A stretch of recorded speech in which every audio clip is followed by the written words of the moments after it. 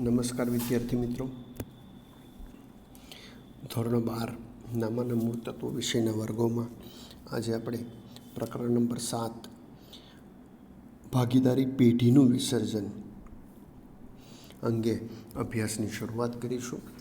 વિદ્યાર્થી મિત્રો, આ પ્રકરણ આપણે કુલ 8 માર્કમાં પૂછવામાં આવશે, જેમાં વિભાગ એમાં 1 માર્કનો વૈકલ્પિક પ્રશ્ન, વિભાગ બીમાં 1 માર્કનો 1 વાક્યનો પ્રશ્ન, એટલે કે જેનો ઉત્તર 1 વાક્યમાં આપવાનો હોય તેવો પ્રશ્ન, અને મિત્રો વિભાગ સીમાં 3 માર્કનો 1 એવા 2 દાખલા અથવા તો 1 દાખલો ને 1 થિયરી સંકલન પ્રશ્ન, એ મુજબ વિભાગ સીમાં 6 માર્ક, એમ કુલ મિત્રો 8 માર્ક્સનું આ પ્રકરણમાંથી આપણને પૂછવામાં આવશે. એટલે મિત્રો, આ પ્રકરણમાંથી કોઈ મોટા દાખલા આપણે પૂછાતા નથી. સામાન્ય રીતે આમ નોંધ તમને આ પ્રકરણમાંથી પૂછાતી હોય છે. મિત્રો, પ્રકરણ નંબર 6 ભાગીદારીનું વિસર્જન હતું. એટલે કે ભાગીદારનું મૃત્યુ થાય કે ભાગીદાર નિવૃત્ત થાય તો એને ભાગીદારીનું વિસર્જન કહેવાય. હવે આપણે આ પ્રકરણમાં પેઢીના વિસર્જન અંગે અભ્યાસ કરવાનો છે. મિત્રો, આ પ્રકરણમાં આપણે જે મુદ્દા ભણવાના છે એમાં સૌથી પહેલો પ્રસ્તાવના, બીજો મુદ્દો આપણો રહેશે વિસર્જનના અર્થ અંગેનો, ત્રીજો મુદ્દો પેઢી અને ભાગીદારીનું વિસર્જન, એટલે ભાગીદારી પેઢીનું વિસર્જન અને ભાગીદારીનું વિસર્જન કોને કહેવાય તે. ટોપિક નંબર 4 ભાગીદારી પેઢીનું વિસર્જન, અને ટોપિક નંબર 5 વિસર્જનની હિસાબી અસરો. આ 5 મુદ્દા આપણે આમાં ભણવાના છે અને તેના ઉદાહરણોનો પણ અભ્યાસ કરવાનો છે, અને છેલ્લે તેના આધારે સ્વાધ્યાય તમારે તૈયાર કરવાનું છે. મિત્રો, સૌપ્રથમ પ્રસ્તાવના જોઈએ.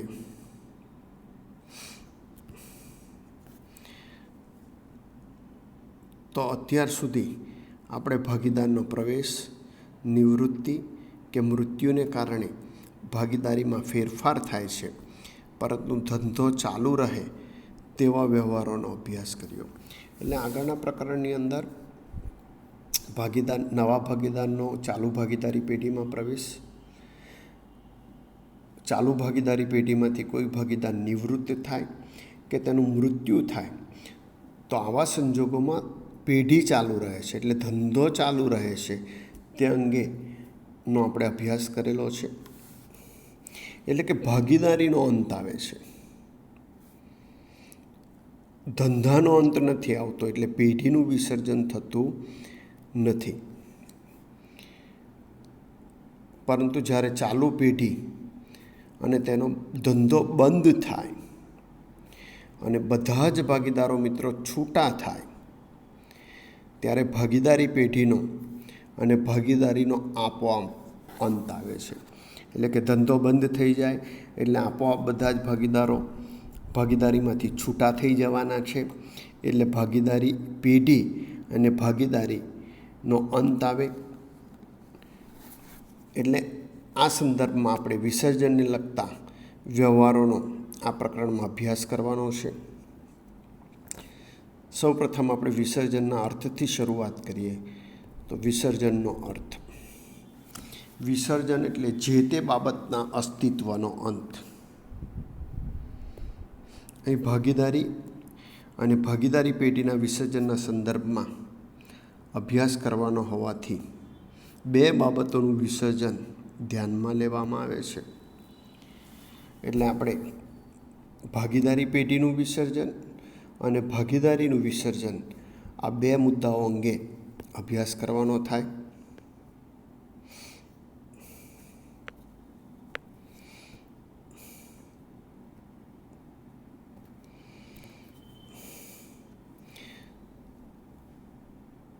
મિત્રો, જ્યારે ભાગીદારી પેઢીનું ધંધાકીય કામકાજ કાયમ માટે બંધ કરે, એટલે કે ભાગીદારી પેઢી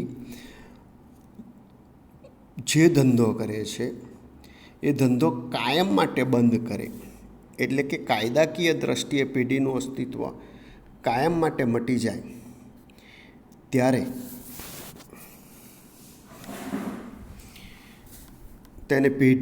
ત્યારે ભાગીદારી પેઢીનું વિસર્જન થયું એમ કહેવાય. ટૂંકમાં જ્યારે ચાલુ પેઢી બંધ થાય અને તેનો ધંધો બંધ કરવામાં આવે ત્યારે તેનું પેઢીનું વિસર્જન કહેવામાં આવે છે. એટલે ટૂંકમાં મિત્રો, કાયમ માટે ધંધો બંધ થઈ જાય, ભાગીદારો ધંધો બંધ કરી દે તો એને પેઢીનું વિસર્જન કહેવામાં આવે છે, અથવા તો ભાગીદારી પેઢીનું વિસર્જન કહેવામાં આવે છે. મિત્રો, એક સિવાયના બાકીના બધા ભાગીદારો પેઢીમાંથી છૂટા થાય ત્યારે પણ ભાગીદારીનો અંત આવે છે અને ચાલુ રહેતો તે એક ભાગીદાર હવે પેઢીનો વ્યક્તિક માલિક બને છે. આ રીતે પેઢીનું વિસર્જન થાય. એટલે જેટલા ભાગીદાર હોય તે પૈકી એક ભાગીદાર ધંધો ચાલુ રાખે અને બાકીના ભાગીદારો ભાગીદારીમાંથી છૂટા થઈ જાય તો તેને પણ પેઢીનું વિસર્જન કહેવાય. કેટલીક વાર પેઢીનો ચાલુ ધંધો કોઈ જોઈન્ટ સ્ટોક કંપનીને વેચી દેવામાં આવે, એટલે કે ભાગીદારી પેઢી છે એનો જે ધંધો છે કોઈ કંપનીને વેચી દેવામાં આવે ત્યારે પણ પેઢીનું વિસર્જન થયું એમ કહેવાય. એટલે ટૂંકમાં પેઢીનું અસ્તિત્વ મટી જાય ભાગીદારી પેઢીનું, તો એને ભાગીદારી પેઢીનું વિસર્જન થયું એવું કહેવાય. મિત્રો, હવે પેઢી અને ભાગીદારીનું વિસર્જનનો આપણે અભ્યાસ કરીએ, એના અર્થ સ્પષ્ટ કરી લઈએ. તો સૌપ્રથમ પેઢીનું વિસર્જન. મિત્રો, ભારતીય ભાગીદારી કાયદાની કલમ 39 મુજબ પેઢીનું વિસર્જન કરી બધા ભાગીદારો છૂટા થાય ત્યારે તેમની વચ્ચે ભાગીદારીનો અંત આવે છે, તેને પેઢીનું વિસર્જન થયું એમ કહેવામાં આવે છે. એટલે મિત્રો, બધા જ ભાગીદારો છૂટા થાય અને તેમની વચ્ચે ભાગીદારીનો અંત આવે તો એને પેઢીનું વિસર્જન કહેવાય. આ પ્રકારે ભાગીદારીનું વિસર્જન કરી પેઢી બંધ કરવામાં આવે ત્યારે પેઢીનું વિસર્જન થયું કહેવાય. એટલે ટૂંકમાં અહીંયા ધંધાનું અસ્તિત્વ મટી જાય છે. મિત્રો, આવા સંજોગોમાં ધંધો બંધ થાય, પરિણામે તેની મિલકતો વેચી દઈ તેની ઉપજમાંથી પેઢીના દીવા ચૂકવાય છે. અને મિત્રો, આવી રીતે જ્યારે ધંધો બંધ થાય એટલે ભાગીદારો ધંધો બંધ કરી દે ત્યારે મિલકતો વેચી દેવામાં આવે અને એ મિલકતો વેચાણમાંથી જે ઉપજ થાય તેમાંથી પેઢીના દેવા ચૂકવાય અને દેવા ચૂકવ્યા બાદ વધતી રકમમાંથી ભાગીદારોની મૂડી તેમના કરાર પ્રમાણે પરત કરવામાં આવે છે. એટલે આ રીતે પેઢીનું વિસર્જનમાં ભાગીદારીનો અંત આવે અને પેઢી પણ સંપૂર્ણ રીતે બંધ થાય. તો એવા સંજોગોમાં ભાગીદારો મિલકતો વેચીને ઉપજમાંથી દેવા ચૂકવશે અને વધતી રકમ ભાગીદારોની મૂડી વધતી રકમમાંથી મૂડી તેના કરાર પ્રમાણે પરત કરવામાં આવે. એટલે ભાગીદારોએ જે કરાર કર્યો હોય તે મુજબ મૂડી પરત કરવામાં આવે. મિત્રો, જ્યારે પેઢીનો સમગ્ર ધંધો વેચી દેવામાં આવે તે પણ ભાગીદારી પેઢીનું વિસર્જન કહેવાય. એટલે ભાગીદારો ભેગા મળીને આખો ધંધો વેચી દેવા સાથે, તો તેને પણ પેઢીનું વિસર્જન કહેવાય.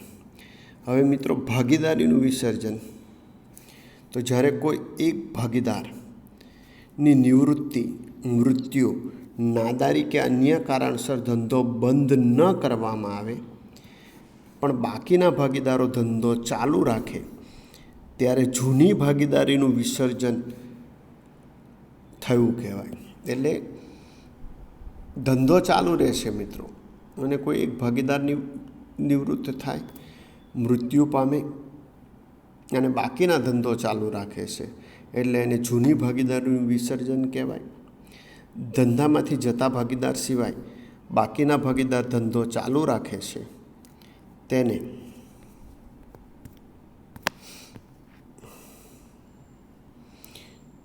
પરિણામે નવી ભાગીદારીની રચના થાય. સામાન્ય સંજોગમાં ચાલુ રહેતા ભાગીદાર વચ્ચે ભાગીદારીનું પ્રમાણ બદલાય છે. આ સંજોગમાં પેઢીનું વિસર્જન થતું નથી, પરંતુ ભાગીદારીની પુનઃરચનાથી નવી રચાયેલ પેઢી અસ્તિત્વમાં આવે, એટલે કે મિત્રો પુનર્ગઠન થાય છે.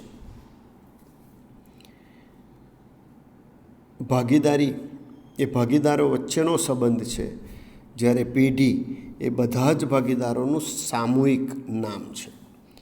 એટલે ભાગીદારી એ ભાગીદાર વચ્ચેનો સંબંધ દર્શાવે. જ્યારે પેઢીની જ્યારે વાત આવે મિત્રો, ત્યારે એ બધા જ ભાગીદારો સંયુક્ત રીતે એમાં જોડાયેલા છે, એટલે પેઢી એ સામૂહિક નામ છે. મિત્રો, આ સંદર્ભમાં ભાગીદારી અને ભાગીદારી પેઢીના વિસર્જન વચ્ચેનો તફાવત પણ આપને પૂછી શકાય. તો એનો તફાવત મિત્રો આપણે જોઈએ તો આધાર, ભાગીદારીનું વિસર્જન અને પેઢીનું વિસર્જન. તો સૌપ્રથમ મિત્રો અર્થ, એટલે ભાગીદારી વિસર્જનનો અર્થ અને ભાગીદારીનું વિસર્જન અને ભાગીદારી પેઢીના વિસર્જનનો અર્થ લખવાનો રહે. એટલે ભાગીદારીનું વિસર્જનનો અર્થ થશે ભાગીદારીનું પુનર્ગઠન, એટલે ભાગીદારીનું વિસર્જન. જ્યારે ભાગીદારી પેઢીનો કાયમી અંત, એટલે ભાગીદારી પેઢીનું વિસર્જન. બીજું પેઢીનું અસ્તિત્વ, તો કે મિત્રો ભાગીદારીના વિસર્જનમાં પેઢીનું અસ્તિત્વ ચાલુ રહે છે, જ્યારે પેઢીના વિસર્જનમાં પેઢીના અસ્તિત્વનો અંત આવે છે. હિસાબી ચોપડા, મિત્રો ભાગીદારીના વિસર્જનના હિસાબી ચોપડા ચાલુ રહે, કારણ કે ધંધો ચાલુ રહે છે. જ્યારે પેઢીના વિસર્જનમાં તમામ મિલકત અને દેવાનો નિકાલ કરી દેવામાં આવે, એટલે હિસાબી ચોપડા બંધ કરવામાં આવે છે. હિસાબોની પતાવટ, મિત્રો ભાગીદારીના વિસર્જનમાં હિસાબોની પતાવટ નથી થતી, પરંતુ પુનઃમૂલ્યાંકન ખાતામાંથી ઉદ્ભવતો નફો કે નુકસાન અનુક્રમે ભાગીદારોના મૂડી ખાતે જમા કે ઉધાર કરવામાં આવે.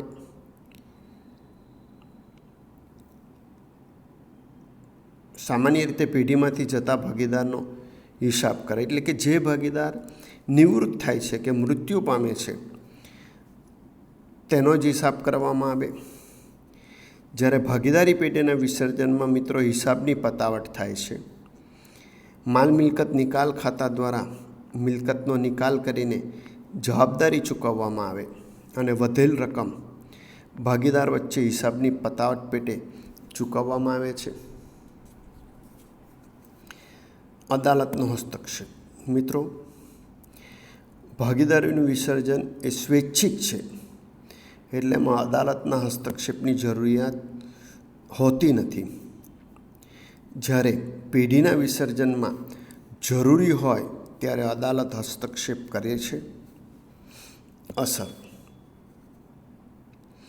ભાગીદારીનું વિસર્જન થાય તો ભાગીદારી પેઢીનું વિસર્જન ન પણ થાય.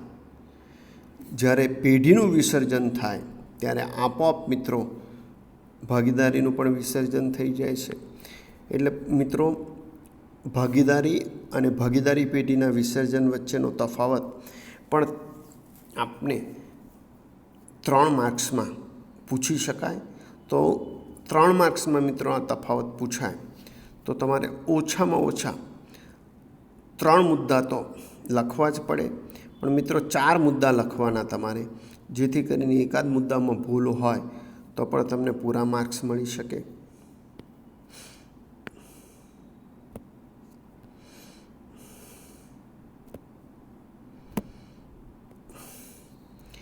મિત્રો હવે આ પ્રકરણના સંદર્ભમાં આપણે આગળનો અભ્યાસ કરીએ.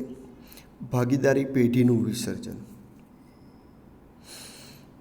આ પ્રકરણમાં ભાગીદારી પેઢીના વિસર્જનને લગતી મહત્ત્વની બાબતોનો આપણે અભ્યાસ કરીશું, એમના વિશે ખ્યાલ મેળવીશું. ત્યારબાદ પેઢીના વિસર્જનની હિસાબી અસરોનો વિગતે અભ્યાસ કરવાનો છે. મિત્રો સૌપ્રથમ જે વિસર્જન છે તે અંતર્ગત આપણે મુખ્ય 3 મુદ્દાનો અભ્યાસ કરવાનો છે. એમાં સૌથી પહેલાં પેઢીના વિસર્જનની રીત કે પદ્ધતિ, બીજું વિસર્જનના હિસાબની પતાવટ અંગે કાનૂની અને અન્ય જોગવાઈઓ, અને ત્રીજો મુદ્દો છે વિસર્જનની સામાન્ય વિધિ કે પ્રક્રિયા. તો આ 3 મુખ્ય મુદ્દાઓ ભાગીદારી પેઢીના વિસર્જનના સંદર્ભમાં આપણે ચર્ચવાના છે. એમાં સૌપ્રથમ આપણે ભાગીદારી પેઢીના વિસર્જનની રીત કે પદ્ધતિ અંગે અભ્યાસની શરૂઆત કરીએ. તો મિત્રો ભારતીય ભાગીદારી કાયદા 1932 મુજબ ભાગીદારી પેઢીનું વિસર્જન નીચે પ્રમાણેની 2 રીત કે પદ્ધતિથી કરવામાં આવે. એટલે ભાગીદારી કાયદા મુજબ કે ભાગીદારી ધારા 1932 મુજબ પેઢીના વિસર્જનની 2 રીત કે પદ્ધતિ છે. પહેલું સામાન્ય વિસર્જન કે અદાલતના હસ્તક્ષેપ સિવાય વિસર્જન, અને બીજું અદાલત દ્વારા વિસર્જન. તો સામાન્ય વિસર્જન કે અદાલતના હસ્તક્ષેપ સિવાયના વિસર્જન, તો અદાલતના હસ્તક્ષેપ સિવાય નીચેની કોઈ પણ રીતે મિત્રો ભાગીદારી પેઢીનું વિસર્જન થઈ શકે છે.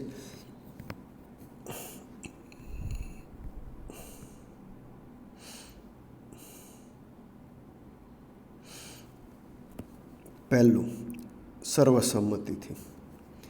એટલે મિત્રો બધા જ ભાગીદારો પેઢીનું વિસર્જન કરવા સંમત થાય ત્યારે ભાગીદારી પેઢીનું વિસર્જન ગમે તે સમયે થઈ શકે, અને આવું વિસર્જન મિત્રો મરજિયાત છે. એટલે સર્વસંમતિથી જે વિસર્જન કરવામાં આવે તેને મરજિયાત વિસર્જન પણ કહે છે. બીજું કરાર દ્વારા. ભાગીદારો વચ્ચે અગાઉથી નક્કી થયેલ કરારની શરતોને આધીન ભાગીદારી પેઢીનું વિસર્જન થઈ શકે છે. એટલે મિત્રો જ્યારે ભાગીદારી અસ્તિત્વમાં આવી હોય અને ભાગીદારે કરારનામું તૈયાર કરેલું હોય અને એમાં પેઢીના વિસર્જન અંગે કોઈ જોગવાઈ હોય તો એ મુજબ પેઢીનું વિસર્જન થાય. ત્રીજું કાયદા દ્વારા. કાયદા દ્વારા મિત્રો નીચેના સંજોગોમાં ફરજિયાત વિસર્જન થાય. પહેલું, પેઢીના બધા જ ભાગીદાર અથવા એક સિવાયના ભાગીદાર નાદાર જાહેર થાય.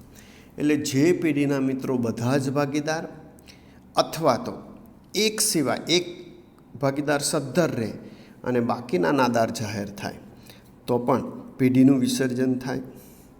અને બીજો મુદ્દો છે પેઢીનો ધંધો ચલાવવો ગેરકાયદેસર બને ત્યારે. એટલે મિત્રો જે ભાગીદારી પેઢી છે એ જે ધંધો કરતી હોય તે ધંધા ઉપર સરકાર દ્વારા પ્રતિબંધ મૂકવામાં આવે તો આવા સંજોગોની અંદર ધંધો ગેરકાયદેસર બને તો તેવા સંજોગોમાં પણ ભાગીદારીનું વિસર્જન થાય છે. ચોથું, ચોક્કસ ઘટનાને કારણે. તો આવી ચોક્કસ ઘટનાઓમાં મિત્રો પહેલું, જો ભાગીદારી પેઢી અમુક ચોક્કસ મુદત માટે હોય તો તે મુદત પૂરી થતાં વિસર્જન થાય. એટલે નિશ્ચિત સમય માટે ભાગીદારી પેઢી અસ્તિત્વમાં આવી હોય તો એ સમય પૂરો થતાં પેઢીનું વિસર્જન થાય. બીજું, તે જ રીતે મિત્રો કોઈ ચોક્કસ હેતુ માટે પેઢીની સ્થાપના કરવામાં આવી હોય તો એ હેતુ પૂર્ણ થાય, તો એ હેતુ પૂર્ણ થવાની સાથે જ આપોઆપ પેઢીનું વિસર્જન થાય છે. એટલે જેમ કે દાખલા તરીકે 5 વર્ષ માટે કોઈ પેઢીની સ્થાપના કરવામાં આવી હોય કે 10 વર્ષ માટે પેઢીની સ્થાપના કરવામાં આવી હોય તો એ સમય પૂરો થાય એટલે પેઢીનું વિસર્જન થાય. તે જ રીતે ચોક્કસ એક બ્રિજ બનાવવા માટે ભાગીદારી પેઢી સ્થાપવામાં આવી હોય તો એ બ્રિજનું કામ પૂરું થાય એટલે આપોઆપ પેઢીનું વિસર્જન થાય. પાંચમું, નોટિસ દ્વારા. મિત્રો, સ્વૈચ્છિક ભાગીદારીના સંજોગમાં કોઈ પણ ભાગીદારી પેઢીનું વિસર્જન કરવાનો પોતાનો ઈરાદો જણાવતી લેખિત નોટિસ અન્ય ભાગીદારોને આપે છે અને આ નોટિસમાં જણાવેલ તારીખથી અથવા નોટિસ મળે ત્યારથી તેમની વચ્ચેની ભાગીદારીનો અંત આવે છે. મિત્રો, ભાગીદારીનો અંત આવે એટલે ભાગીદારીનું વિસર્જન થાય અને આ રીતે પેઢીનું વિસર્જન થાય છે.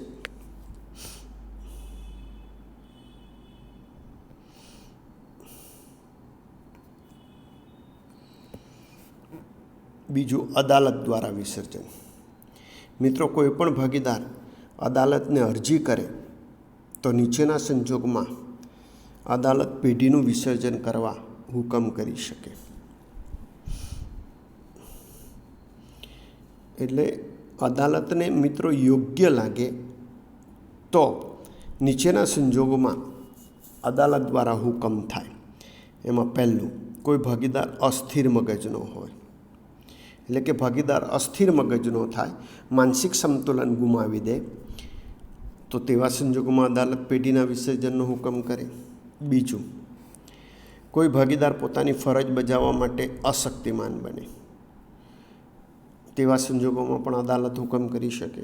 ત્રીજું, કોઈ ભાગીદાર પેઢી કે પેઢીના હિત વિરુદ્ધનું વર્તન કરે, એટલે જ્યારે કોઈ ભાગીદાર પેઢી કે પેઢીના ધંધાના હિત વિરુદ્ધનું કામ કરે તો આવા સંજોગોમાં અન્ય ભાગીદાર અદાલતનો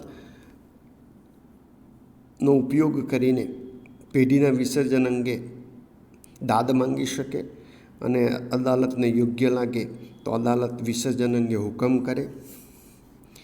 ચોથું, કોઈ ભાગીદાર ધંધાની શરતોનો ઈરાદાપૂર્વક ભંગ કરે, એટલે જ્યારે ભાગીદાર ઈરાદાપૂર્વક ધંધાની જે કંઈક શરતો છે તેનો ભંગ કર્યા કરે તો પણ અદાલત વિસર્જન અંગે હુકમ કરી શકે.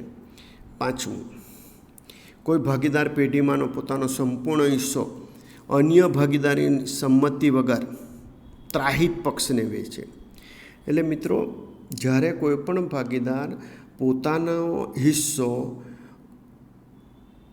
ત્રાહિત પક્ષને એટલે કે ધંધા બહારના કોઈ પક્ષકારને વેચવા માંગતો હોય ત્યારે બાકીના ભાગીદારોની સંમતિ મેળવવી જરૂરી છે. પણ એ સંમતિ મેળવ્યા વગર જો એ પોતાનો હિસ્સો વેચે તો પણ અદાલત વિસર્જન અંગેનો હુકમ કરી શકે. છઠ્ઠું, પેઢી સતત ખોટ કરતી હોય. મિત્રો, પેઢી સતત નુકસાન કરતી હોય અને નજીકના ભવિષ્યમાં પણ નફો થાય એવી શક્યતા ન દેખાતી હોય, એટલે કે ખોટ સિવાય પેઢીનો ધંધો ચાલે એમ ન હોય ત્યારે પણ અદાલત વિસર્જન અંગેનો હુકમ કરી શકે. સાતમું, આ ઉપરાંત અદાલતને વ્યાજબી લાગે તેવા કોઈ પણ કારણોસર અદાલત વિસર્જનનો હુકમ કરી શકે છે. એટલે આ રીતે વિસર્જનની બે પદ્ધતિઓ છે. સામાન્ય વિસર્જન એટલે કે અદાલતના હસ્તક્ષેપ સિવાય વિસર્જન, અને બીજું અદાલત દ્વારા વિસર્જન. તે અંગે આપણે માહિતી મેળવી. હવે મિત્રો, વિસર્જનના જે હિસાબી પતાવટો છે અને એ માટેની કાનૂની જોગવાઈઓ છે તે અંગે હવે પછીના વિડીયોમાં આપણે અભ્યાસ કરીશું.